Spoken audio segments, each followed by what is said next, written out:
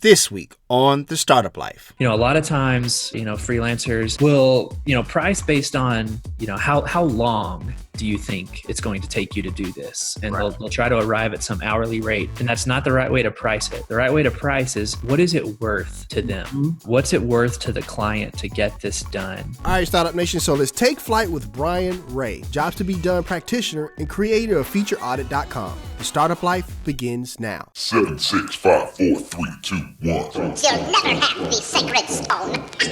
Oh, this you crazy mother.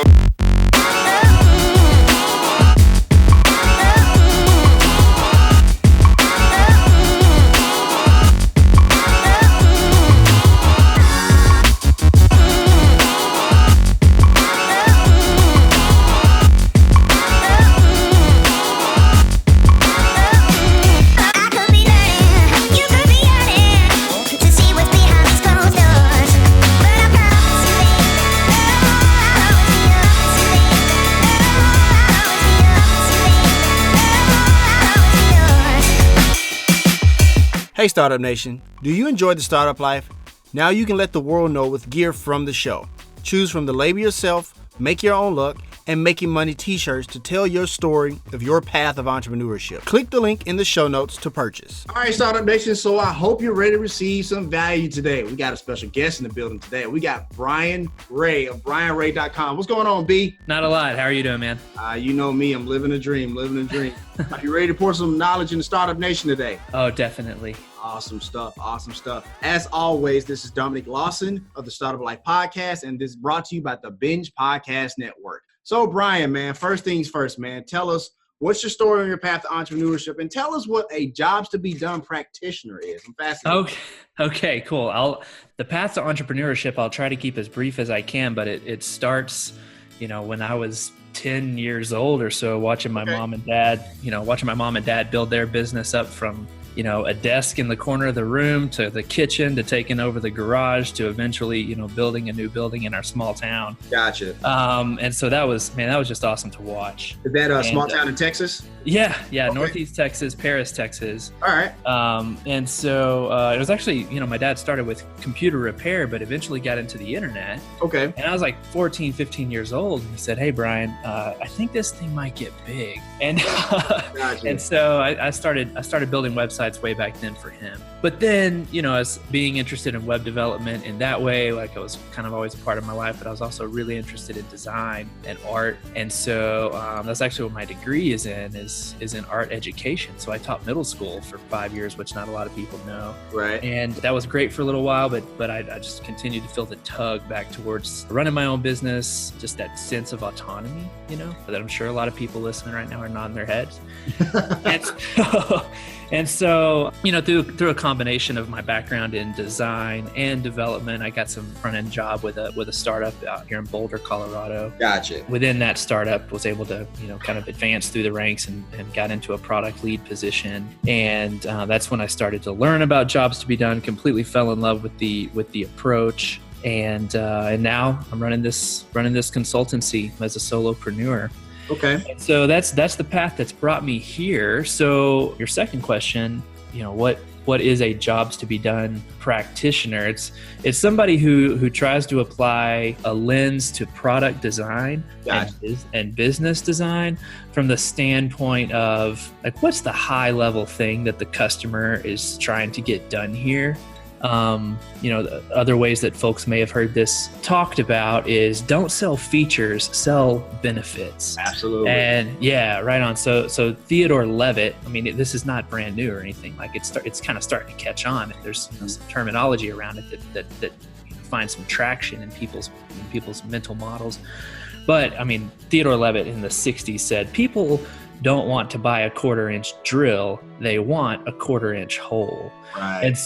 And so that's basically the underlying premise of thinking about Jobs to Be Done is approach your product design process, or if your design process or your brainstorming processes, by trying to think through what's the high level benefit that the customer is after here, and how can we think about that rather than let's dream up a big list of features and then do some wireframes around them and then develop them and convince people to use them. Don't do that. Take a step back and figure out, okay, if they were to use that feature, what is it that they're actually trying to accomplish? What sort of progress they're trying to make? Gotcha. Thank you for sharing that. And you're absolutely right. And that's one thing we talk to Startup Nation a lot about on this show is about, really playing up those benefits as opposed to the features, because that's ultimately what our customers are wanting, right? They want to save money, save time, have convenience, or whatever the case may be. So yeah, I'm glad you pointed that out. I appreciate that. But let's go back a little bit, if we could. Tell me about life as a middle school art teacher. Let's hear about that. Man. That has to be, because like middle schoolers are kind of like in their weird space where they're the weirdest. Right. They're very young, so they want to be treated like a kid, but at the same time, they want to be treated like adults. So tell us a little bit about that. Yeah, the reason I ended up teaching middle school is, dude, I did not like middle school. I don't know that many people did, but but when I was doing my student teaching, I had a position at both the middle school and the high school for the district I was doing my student teaching for. And I just really connected in the middle school classrooms because you put it right on. I mean, they're ready to start taking more responsibilities. They're truly just starting to discover who they are. Social things are way more serious. You know what I mean? Like that's when the real drama and like the real, emotional and mental stuff can really have a long-term effect. So that just meant a lot to me. As much as I love art and was excited about teaching kids about the elements of, the elements and principles of design and all of that, those sorts of things. What really drew me to it was having an impact on somebody's life. Hopefully lasts for a while. So For sure. And we'll actually dive into that part, because there's a reason I asked that, because we're going to talk about mentoring a little bit later, seeing as that this is like National Mentoring Month. Yeah. Oh, yeah.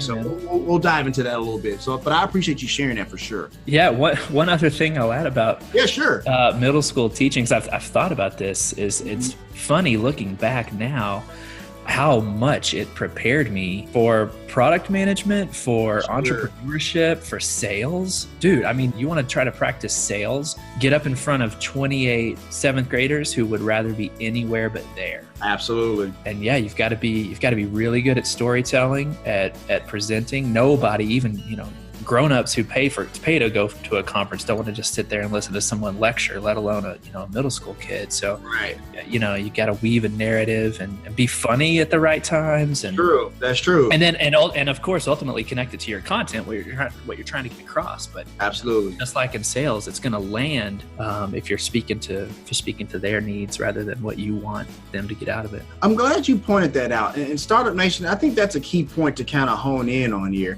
Because, you talk about, trying to connect it with the content, and middle schoolers are a lot like customers to where you do have to make sure that you find that connection with them.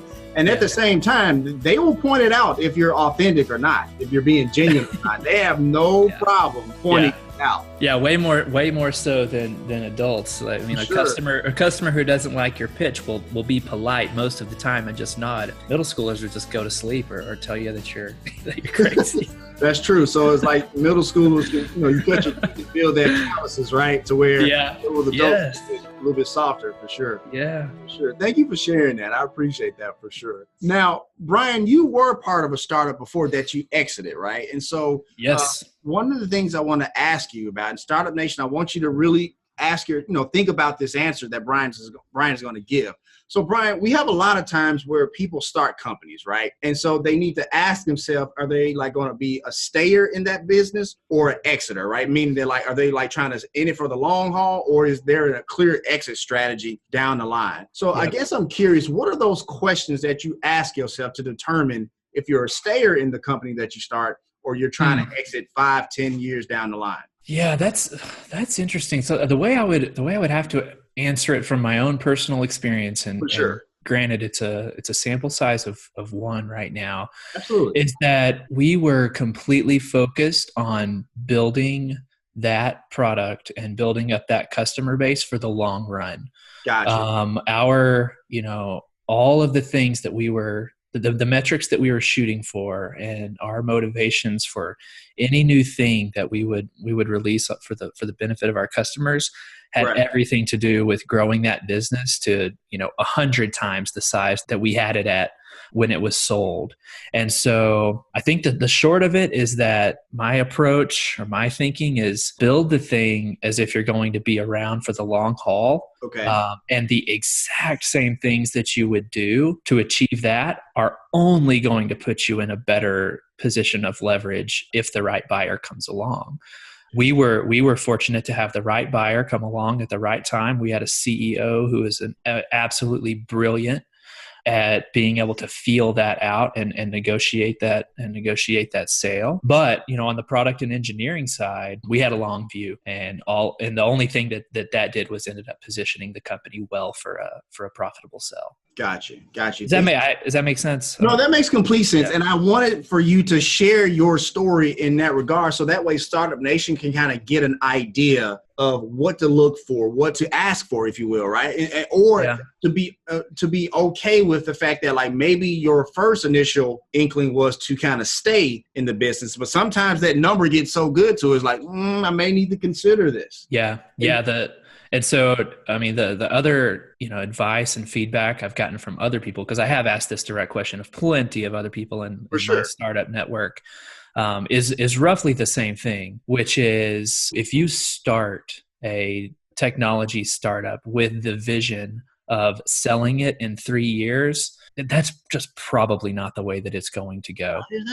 You need to really be starting something that you see a long-term vision for, and then, but yes, if the right buyer comes along at the right time, then sell early. That's the other thing I see more people saying is don't walk away from an early buyer if the number is going to have a meaningful effect on your life and your ability to take even greater risks down the road, because some of the foundational concerns you may have financially are out of the way, then go for it. Gotcha. Thank you for sharing that. I appreciate that. Pleasure. So, Brian, anybody who hires you, for a job or is mentored by you or just even asks you for advice knows that you're a firm believer in customers don't buy products. They hire them to do a job, right? Yep. So explain to Startup Nation what that means and why that can be an absolute game changer for entrepreneurs in their business. Yeah. There's something about framing it that way in your mind that I have seen it click in people's eyes as I've been presenting on this. Is kind of alluded to it before, is that we know and we tell ourselves, don't design and sell features, discover the benefits. And we kind of know that to be true, but it's hard to visualize. But what people can visualize is just think about it in the same way that a company or business is trying to make progress in some area, in sales, in marketing, in design, what have you, operations, doesn't matter. They're trying to make progress and they get stuck. And so they realize, well, we need to hire someone to do this. And so they put up a job posting. And so ideally they're going to hire someone that's going to fill that role. And then the business as a whole is going to start making the progress that they need. Now take that from that level down to the micro level of your own individual person, or think about it from your customer standpoint. Right. Is that they are trying to, they don't want to buy your thing. They don't even want to, they probably don't even want to use it. If they didn't have to, they wouldn't. But what they do want is to get from here to there. And so there's an obstacle of progress. And so just like a company posts a job opening, an individual posts a job opening and says, I need to hire something. I need to hire something to help me make this progress. And so that's the way that it's framed in that hiring and firing parlance. For sure. Thank you for sharing that. Startup Nation, I want you to take heed of something that Brian just said. Figure out your customer's obstacle of progress, because that's ultimately the barrier you're trying to fix and find with your product or your service. Thank you for sharing that, man. I really appreciate that. Yeah, you bet. Let me ask you this, man, because on your website, brianray.com, and Startup Nation, you can get that link in the show notes for easy access. You write in their blog, you have a piece called How to Identify Unmet Customer Needs, right? Yeah. So you don't just talk about just knowing what they want, but measuring what they want, which I think is a key difference when we're talking about our customers, right?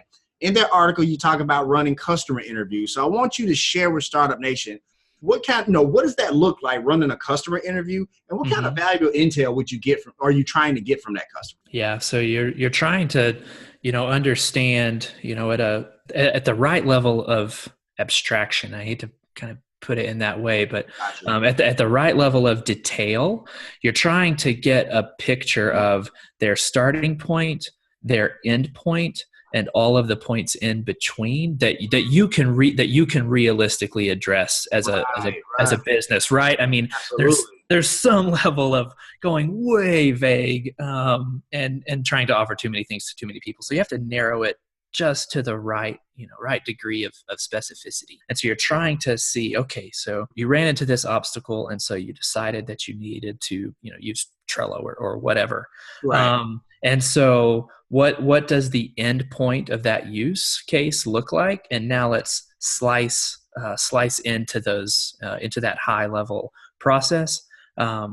Break it down into discrete steps or discrete, jobs to be done, frankly. So at the beginning of the interview, you're basically just trying to be sure that you've got an understanding of, the 6 to a dozen or so steps along the way. People will also hear this called a customer journey. There are some nuances and some distinctions that we don't have to dive into here, but basically that's what you're trying to get to, is those 12, 6 to 12 things. Well, within each of those, there are a whole list of potential unmet needs that you can start to dive into. Mm-hmm. And so as you get to that level of granularity, you can ask them, okay, so what are you currently doing to get this piece of the job done or to get this particular thing accomplished? Okay, interesting. Thanks for that.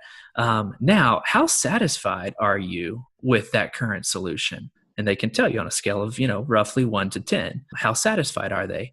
And then you can say, okay, well, I mean, that particular thing, how important is that to you? Oh, that's not important at all. Oh, okay, well, no need to put any engineering effort behind that. Or they could say, yes, this piece of it is extremely important. Oh, okay, that's interesting. And you said that in terms of your current satisfaction level, you gave that only a 2, really? Is that does that still feel true? And if they say yes, then in that interview, you have now identified something that is extremely important to them that they are very unsatisfied with. That's an important insight for a business, right? Absolutely. And so you run that enough times, and I think anything less than 8, 1 hour customer interviews is still on the side of like small sample and anecdotal.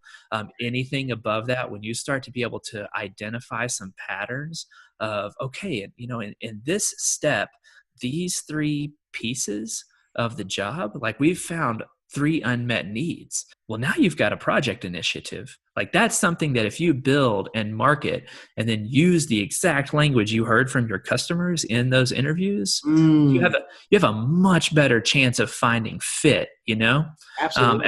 As opposed to inventing something internally and then marketing it in your own language and wondering why people aren't using it. Well, it's because no one told you that they wanted it and you're using terms that they're not familiar with, or it's not the way that they would describe it. Absolutely. Thank you for sharing that. There's 2 things that come to mind when you talk about that. And that's one thing we always talk about, on the Startup Nation, where we talk about being specific. I equate it to playing Battleship, right? You want to like make sure you hone in on that target audience for sure. But also when you talk about, using that customer language that they're using, right? That speaks more to that deep dive with that customer discovery that you're talking about, Brian. And I appreciate you pointing that out, because we have a lot of, big name companies or entrepreneurs, and they throw what I like to call, if you're a fan of King of the Hill, pocket sand, right? So like they throw you, a lot of features and a lot of stuff that's just gimmicky, right? But what you speak to is something that's more of a deep dive, more of a really a conversational starter. And for lack of a better phrase, you're kind of throwing those words back at the customer, but you're also connecting with that customer as well. So thank you so much for pointing that out. Yeah, exactly. It also makes copywriting, easier later. Absolutely. We've all, been sitting at the laptop like, how am I gonna put this? What language should I use? Well, just copy and paste out of your interview transcript. For sure. For sure. And Startup Nation, once again, if you go to brianray.com, you can see that article, but you can also see the chart that accompanies that article, that piece as well. And hopefully you can find your huzzah moment like Brian showed us in that article. Thank you for sharing that. I appreciate that, man.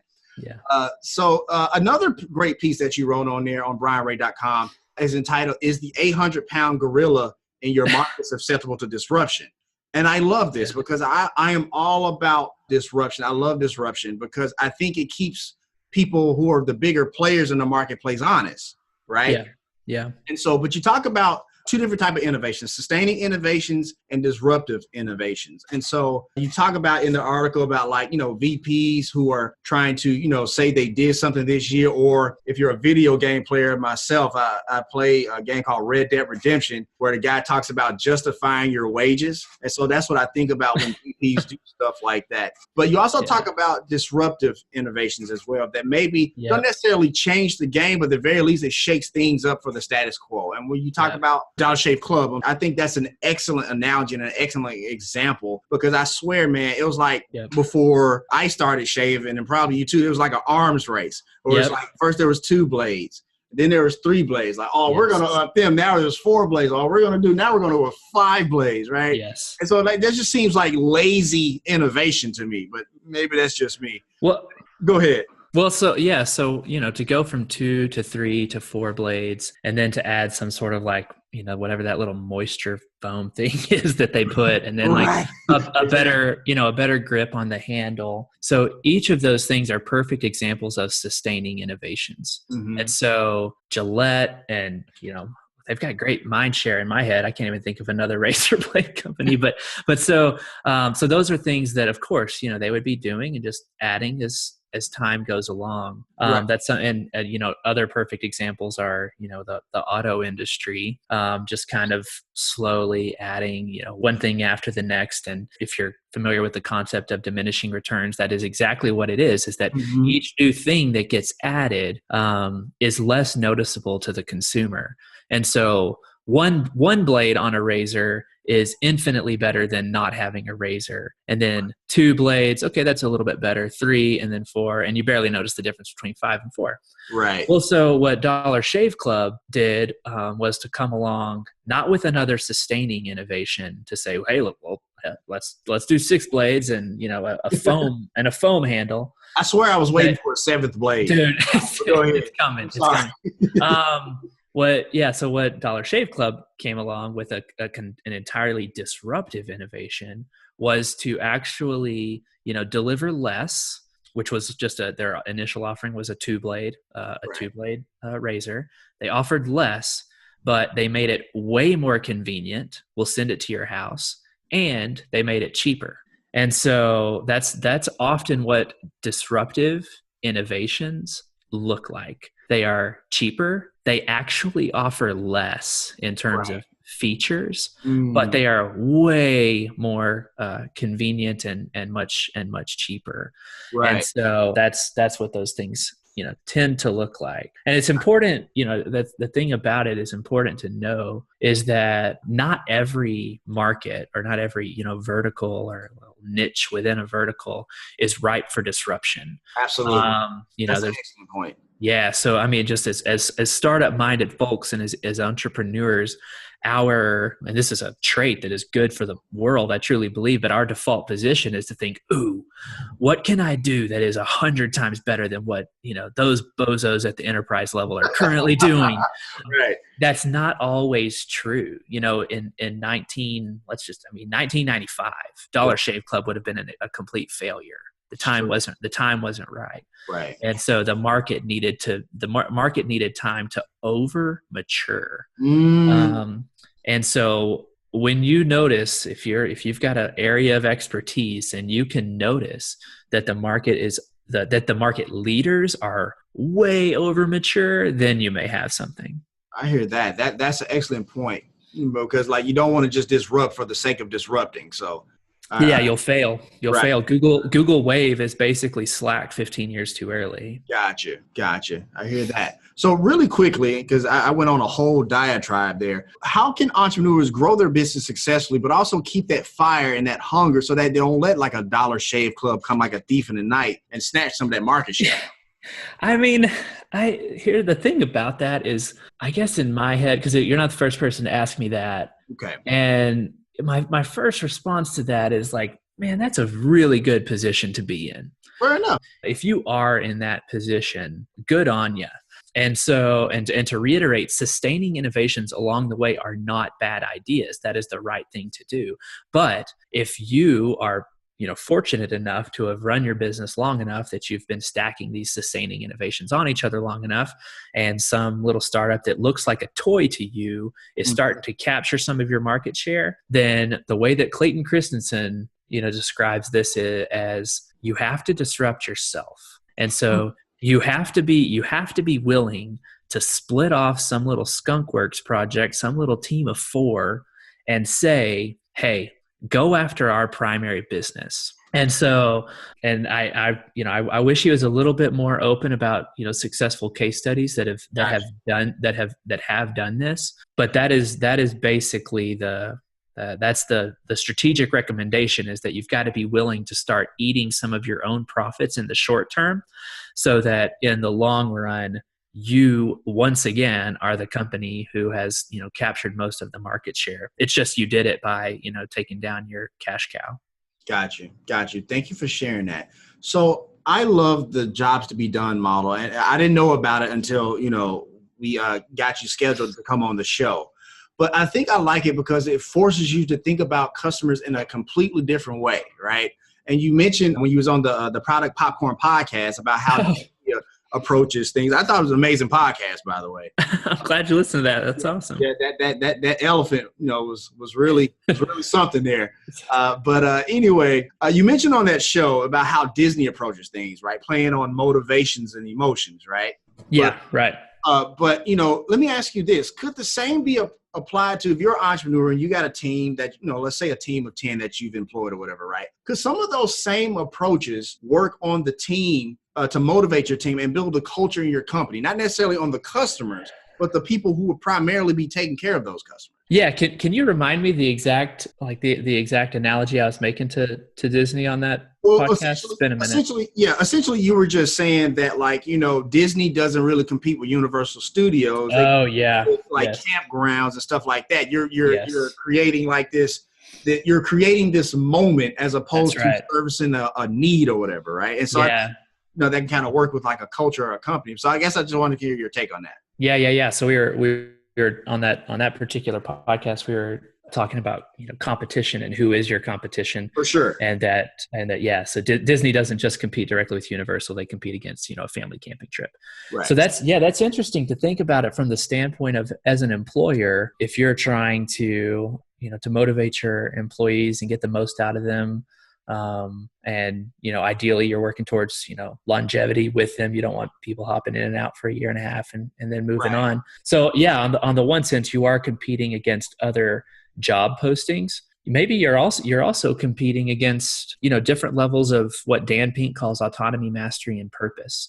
Like where, if you've got an employee, the things that they most intrinsically want, if they are skilled knowledge workers, is a sense of autonomy, which is that they can, to some degree, call their own shots. Mastery, which is the feeling of making, progress at a skill, and purpose, which is that they're contributing to something larger than themselves. Right. And so to that extent, you're not only, as an employer competing against, other companies sniping your most valued employees, but you're, trying to at least compete against the other areas of their life where they may be experiencing those things at a, more readily or more strongly. And so that's interesting to think about. I had not really thought about it in that way. Got you. Thank you for sharing it. I appreciate that. So by the time this interview airs, National Mentoring Month will be over, but I can tell from your conscientious approach and the way you like to inform people and empower them with knowledge and probably from your skills as a middle school teacher, and you've also had engaged with Denver Startup Week, Galvanized Mentorship, guest lecturer at Refactor U. it seems like reaching back and helping people is important to you. So I guess I want to know not only who your mentors are, but what if something you have learned from a mentee? Oh, wow. That's a really great question. Yeah, completely transparently, this is an area of my, personal and professional life, both, that I feel like I've had it in a very, very strong way, having a definite mentor. And right now I feel like I'm in this gap of not having a mentor in my life where that's constantly there that I look up to on the business sense. On the personal life, my father-in-law, I admire him, so much, and definitely look up to him in that way. On the entrepreneurial side of things, I mentioned my dad and my mom earlier, and I definitely take a ton of inspiration from my dad in that way. We lost him to lung cancer last year, so quit smoking, Startup Nation. But but so those are the two figures who loom very, very large, for me. Gotcha. Man, great question on what have I learned from a mentee? I mean, I'm a teacher at heart. I really love teaching. Right. And so, as in business, that typically looks like workshops and, presenting it at meetups and things. So I certainly don't have anybody that is like a mentee who's like having a 45-minute weekly thing with me. But the people in my network who are, maybe a season or two career wise, younger than me right now, the thing that I continue to learn from them by watching them, talking to them, and just seeing how they, are continuing to move through their professional life is to just stay hungry. I hear that. I just turned 39. And I do not feel like the old, like classic cynical thing about turning 40 and over the hill and all that. Like, I think that's a little bit tired. I actually think my 40s, I'll probably be in better health than I was in my 30s when I wasn't taking such great care of myself. But I do, Dominic, I do feel like that kind of just maybe a little bit of like jadedness coming in, or like, the lack of at least the dampening a little bit of that fire. And so that's what I've learned from watching the younger people in my network is to stay hungry and to not be afraid to look naive and foolish. I hear that. I think that's kind of what's at the root of it is I look back on a number of things I've done. Maybe you have the same experience where you get yourself into a new situation and you just go pedal to the metal with all this confidence, and it totally works out. But then you look back and you realize, oh my gosh, I was acting so naively and didn't know what I didn't know. Oh yeah. Yeah, for sure.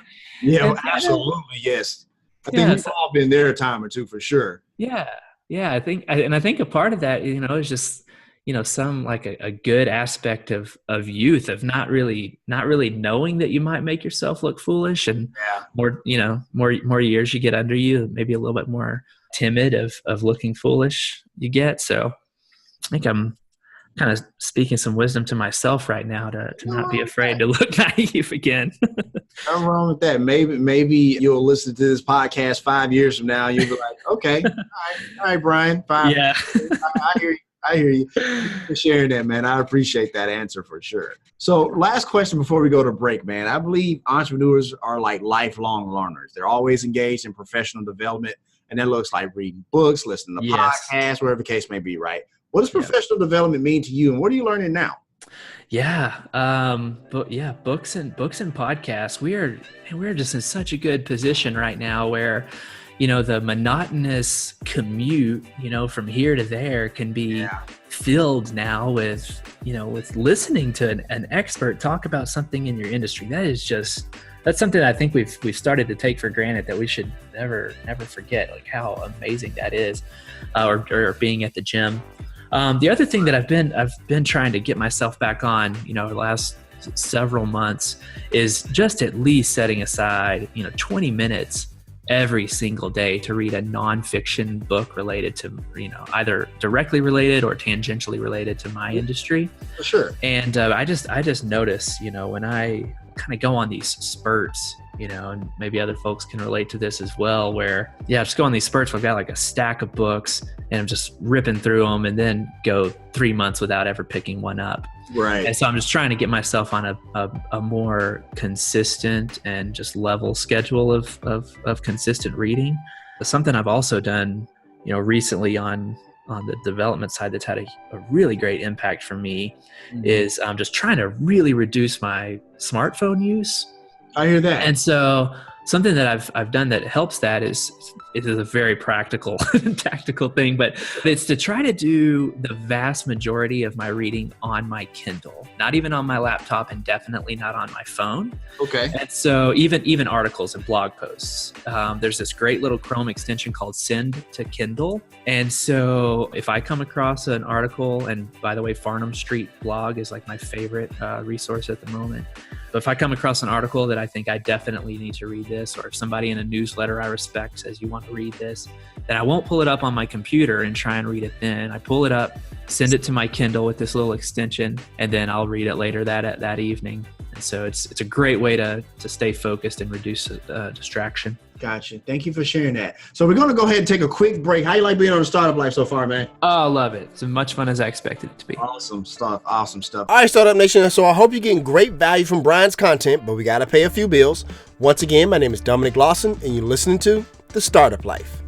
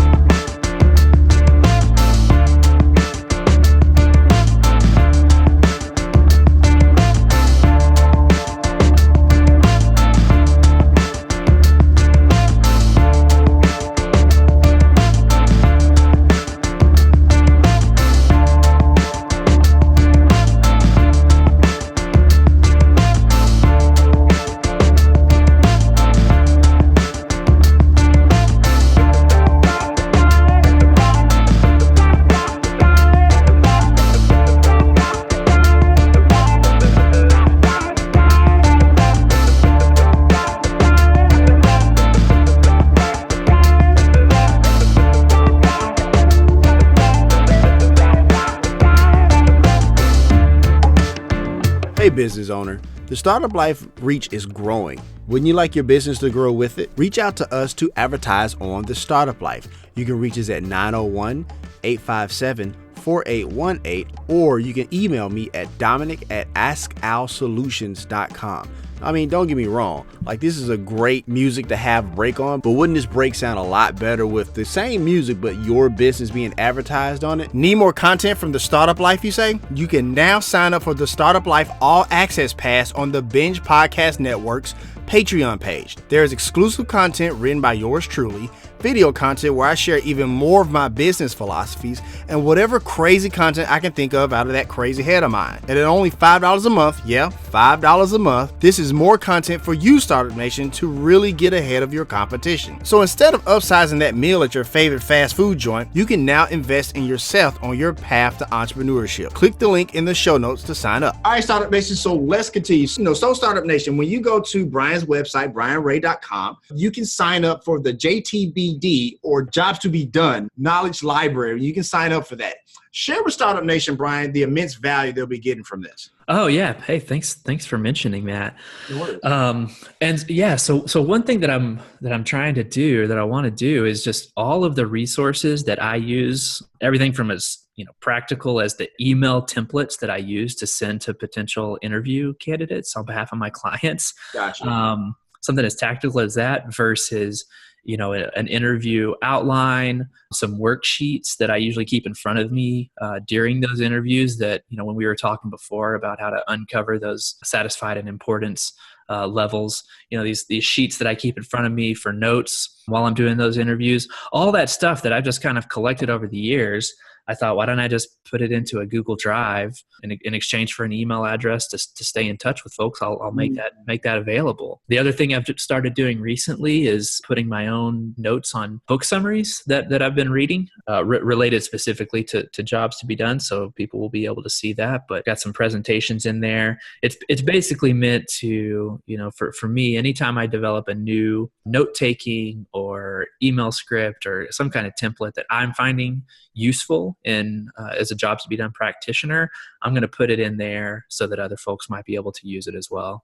I hear that. Thank you for sharing that. I appreciate it. Thanks for mentioning it. Yeah. No worries. No worries. And so in addition to that, you also, offer services that people can schedule, ahead of time and stuff like that. You have your 1 hour product strategy session, and you have the in-depth sessions as well that provide even more value. So what kind of value is Startup Nation getting from, like, if they decide to, move a little bit further with working with you? Yeah, sure. So something that typically happens is that, a company knows that they need to be talking to their customers more often. Like message received, right? That's been kind of loud and clear for a while. It's also a little bit like going to the gym, It's like, yeah, I know I need to be doing that. I know it's good for me long term, definitely. But man, I gotta get dinner ready. Like there are operational things that have to get done.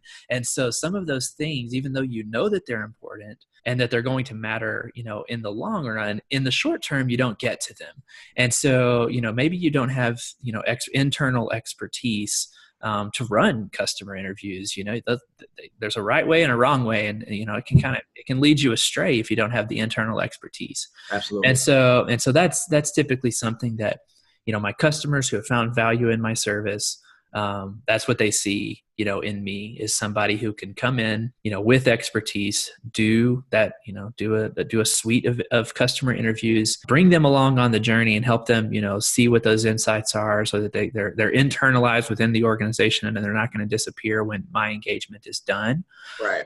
Basically, I basically end up being customer research for hire. Gotcha. kind of position and help them to analyze and then apply those insights to their product roadmap. Really quickly, man, because I know now if you're in need of Brian's services, Startup Nation, just know that you probably need to schedule ahead of time because his schedule gets really full really quickly. That's why I'm also glad he was able to have some time for us on the show today. But also, and he makes no qualms about this on his page, on his website, Startup Nation, that if your budget is less than $15,000, you may want to seek other alternatives for your product development.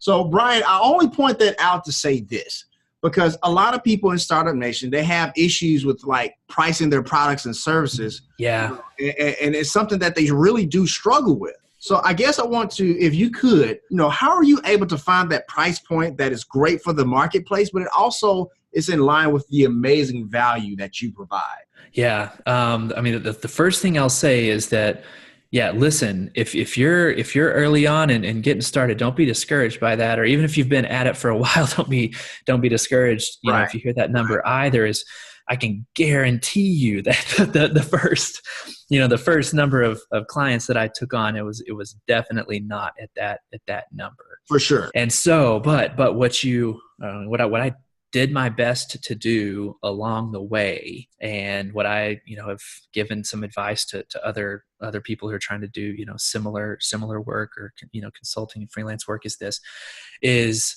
to then say, okay, well, look, if you're getting ready to bid out this project for $3,500, you wish that you could bid it out for $7,000, or if you're getting ready to bid it out for $7,000 and you wish you could do $15,000, then ask yourself, what level of quality or what is it about it that makes you uncomfortable quoting it at 7 or 15, and then see if there are ways that you can start to introduce that. If it has to do with your own personal development and skills, fair enough. That takes time, but be sure that each new project that you bid, raise your rate. Even if just by 5% at a time.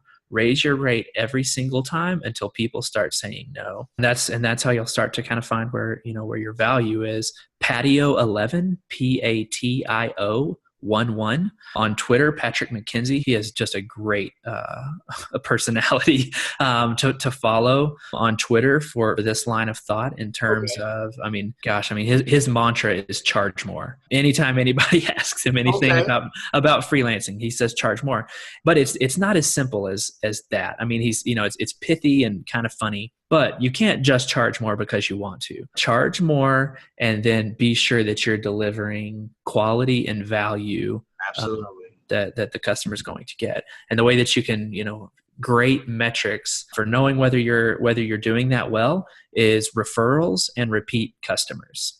Got you. Thank you for So- sharing. Go ahead. I'm sorry. No, that's all. Oh, okay. Thank you for sharing that. So make sure, like Brian just said, Startup Nation, you're not just charging, just busting heads, Right. But you're charging enough.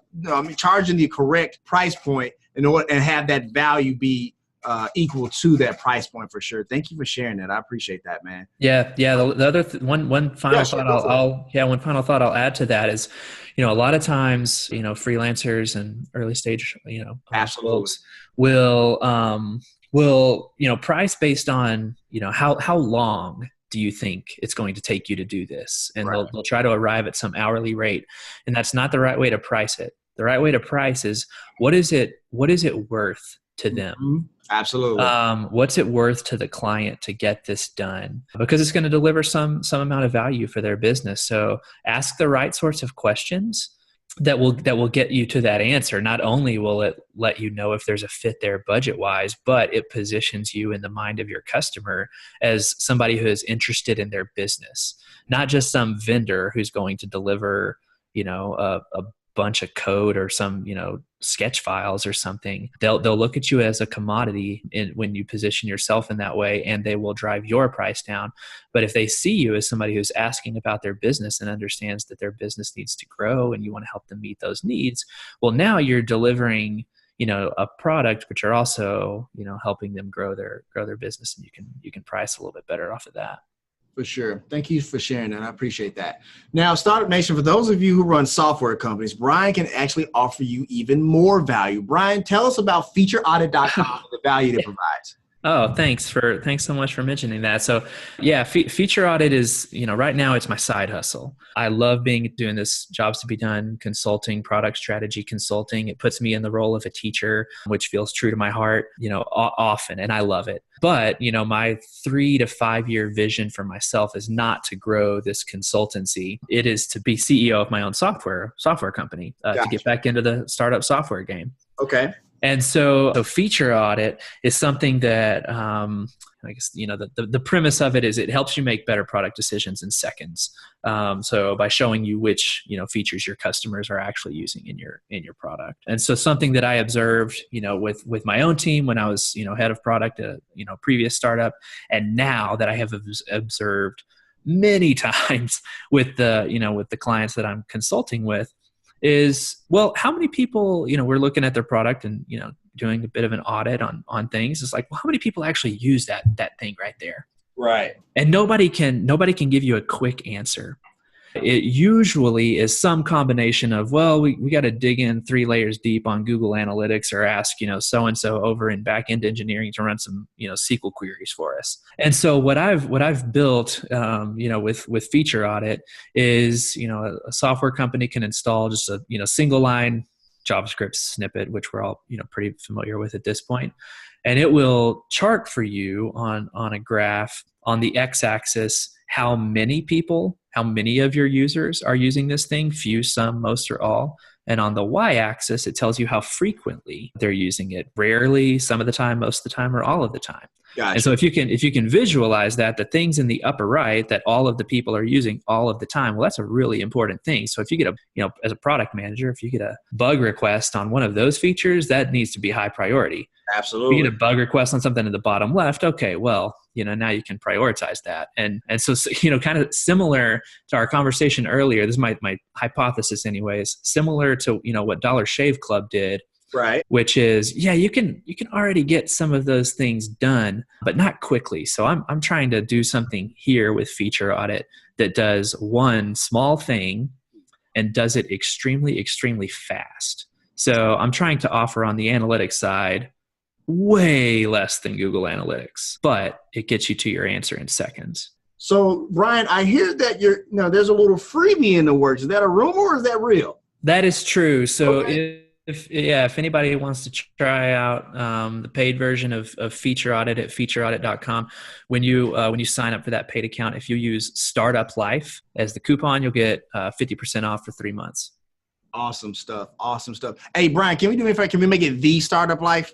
Oh, yeah. You bet. I appreciate that for sure. And Startup Nation, the link is in the show notes for easy access. If you're one of those people who run a software company and you need some extra help and some extra value to make sure you can pinpoint those high priority bug issues, make sure you check out featureaudit.com. The link is there in the show notes for easy access. So Brian, if you would, man, take me back to 95 really quickly, man. You're 14, 15 years old and your dad tells you like, man, I think this internet thing is going to kind of really be big here coming up shortly, right? Yeah. That you should learn coding and build your website and stuff like that, right? Yep. Let me ask you this, man. How grateful are you to your dad today that he had the foresight to put you on that path, man? Yeah, I mean, it's truly hard to put into words, Dominic. I mean, There's so much, those specific things of him literally saying that, and then, spending time with, his 15-year-old kid to try to, learn how to, to build a website and good old fashioned, HTML, and nothing else, back in the day. And then, he'd cruise around town and sell websites to the businesses and then bring it home to, his 15-year-old kid. It affected me long-term in ways that, as a kid, I didn't totally appreciate. Yeah, it's definitely, his decision, his and my mom's decision to invest in themselves, to bet, on themselves. I hear that. And, and quit, the full-time salaried job that he had, literally to change the course of my life. So I'm forever grateful. Gotcha. Thank you for sharing that. And in that same vein, man, here we are in 2019 and like technology is progressing really fast. It's really fast, right? And so we're telling kids today, like they should learn how to code and things of that nature. Yeah. I guess I just wanted to kind of point that out to kind of juxtapose those two things that like some of those similar things that were happening in 95 are somewhat happening in 2019 now. And we're trying our best to have that foresight to tell kids now to be able to put them on the path that, that you were able to be put on back 20 years ago. Yeah, true. I appreciate you sharing that. So also with that being said, and this, just more of a philosophy type thing, when we talk about technology progressing and things being outsourced, including jobs, man, people are starting to find themselves like, what do I do next? And so some people have suggested maybe a universal basic income or UBI. Yeah. To invest in people so that way they can have some money to just literally live, right? Mm-hmm. So do you think we should have a UBI or should we invest that money in like the training to survive in the new economy we find ourselves in? Yeah, man, that's a great question. I didn't know we would go to UBI on this call, but I love it. Okay. Yeah. I mean, there are obviously so many nuances to that question. For sure. I think, and because, a counter argument to UBI is that there've always been, Luddites and Chicken Littles running around when any new technology advances and saying, the sky's falling, it's going to take away all the jobs. And so up to this point, that has not yet been completely true. And so there's some rationale to that argument. But the thing that I'm not claiming to have an answer on this. The thing that I wonder about and think about, Dominic, is, well, is there a rate at which technology can advance so quickly that human beings on a human-based time scale cannot respond quick enough to those feedback loops? And so, yes, every other time, that a new technology came along and put one industry out of work, well, those workers just went to a different industry and the new technology created new jobs. And, most of, not all, but most of the folks who are put out of work found new work somewhere else. Right. Is it possible that self-driving vehicles are going to come along so quickly that even though today there is a demand for truck drivers across the country, there are not enough drivers to fill all of the open positions. So supply currently doesn't meet demand. Is it possible? Yeah. Is it possible that a new technology could come along so quickly that not only will those open positions be closed immediately by technology, but all of the existing positions will be immediately, made redundant? I think that is, theoretically and hypothetically possible. And so in my opinion, at some point, my current position is that UBI has got to be on the table. I kind of look at it as, somewhat similar to, I'm not sure where everybody stands on this either, but I think of it as somewhat similar to universal health care, which is that, just put those couple of levels of Maslow's hierarchy of needs off the table, and you actually encourage more risk taking, more entrepreneurship, and more innovation. As an entrepreneur, I'm not worried about paying taxes. I'll happily pay taxes. What I'm worried about is making sure that my kids can go to the doctor when they need to. Right. And so those are the things that, as an entrepreneur, on my mind, I think if more of those things were, or if at least the basics were completely off of the table, makes it way easier to take large risks. Gotcha. Thank you for sharing that, man. I appreciate that for sure. Thanks for listening to my off the cuff rambling there. Oh, no. I hope it made some kind of sense. Well, the thing is, man, on this show, we try to be, forward thinking, predictive, or whatever the case may be. And like, this is becoming like a serious issue that at the very least, it's not where it's like, the sky is falling, but at the very least, we may need to start addressing it pretty soon. So, I appreciate your take on it. Absolutely, for sure. So, man, you recently tweeted the following, right? And it is a bit out of context, but just roll with me here. Okay, I'm curious. What did I say? No, it's all good. Ignore feature comparison tables. Instead, channel Kathy Sierra and focus on making your customers badasses. Your users are Mario. Your product is the fire flower, end quote. So when I think about those last two sentences, man, it makes me think that, both of us are millennials and that we like video games. So I'm going to put you on the spot a little bit. I want to know not your favorite game, but what you think is the greatest video game of all time. Oh, okay. This is the thing, Dominic, is that I truly believe that this is the greatest game I have ever played. Okay. But it's so recent that, in the back of my head, I'm like, oh, this is recency bias, give it a little while. But have you played The Legend of Zelda Breath of the Wild on Wii? I have not played it. I have not. I believe it or not, I'm currently going back and playing. My wife bought me NES Classic over the holidays. Yes. So I've gone back and I'm playing Zelda 2, The Adventures of Link right now. So I'm trying to finish that right now. But no, I have not played that version. No, not yet. It is so much fun. It's so open world concept, but I mean, it makes all of these throwback references to all of the classic, some of the super old Zelda games, even Ocarina of Time on N64. Like you can run through the old stable. Getting a little bit geeky on it right now, but go for it, man. Go for it. What's made it safe space right now? What's made it really fun is, so we have 3 kids. They're 6, 8, and 10.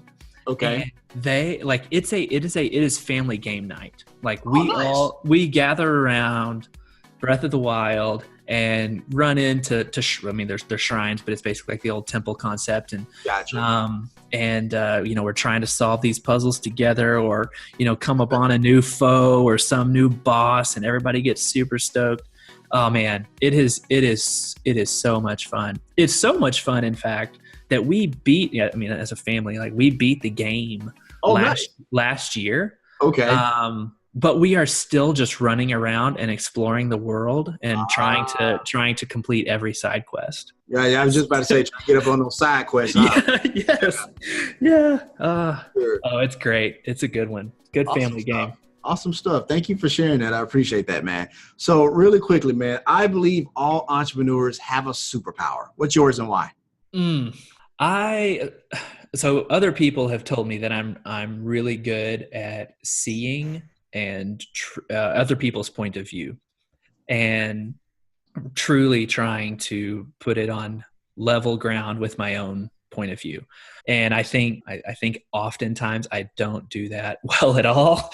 But there's one thing that I think that I can say I'm pretty good at and should do a better job of leaning on more often.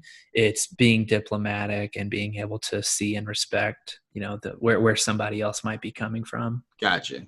Thank you for sharing that, man. Before we move to the last question, I just want to say thank you so much for coming on the show. You provided Startup Nation with tremendous value, man. I really appreciate all your nuggets, all your wisdom, and all your insight that you shared with us today. So last question, My pleasure. No, for sure, for sure. So last thing, man, there's an entrepreneur out there, man, they're afraid to start. They're like, man, I can't do this. I don't know a way forward. So if you would, Brian, talk to Startup Nation and tell them, motivate them why they should move forward. Yeah, the first thing that I will say is don't just go for it.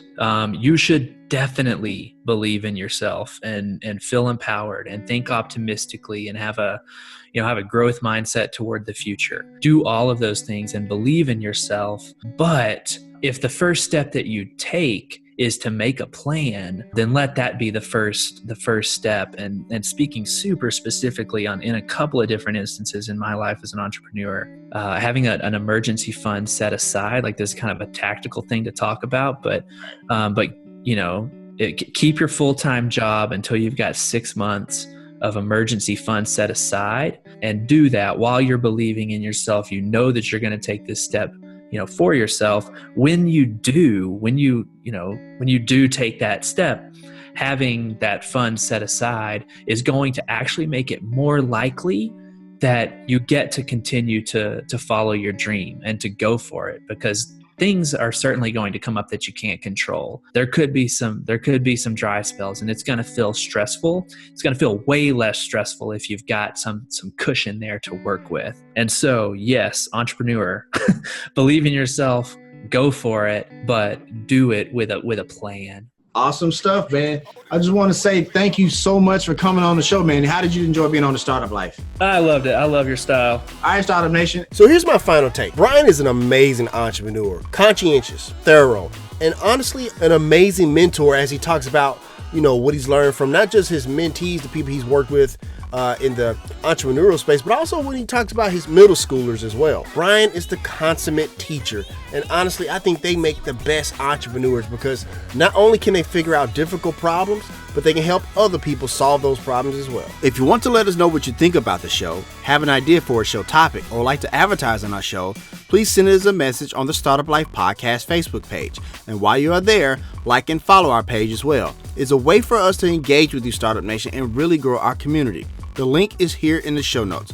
Subscribe to the show as it can now be heard on Apple Podcasts, Google Play, Stitcher Radio, Spotify, or whatever your favorite platform to get your podcast on. If you are listening on Apple Podcasts and you find our content valuable, please give us a 5-star rating, as it will help us climb the charts and help more people find our show.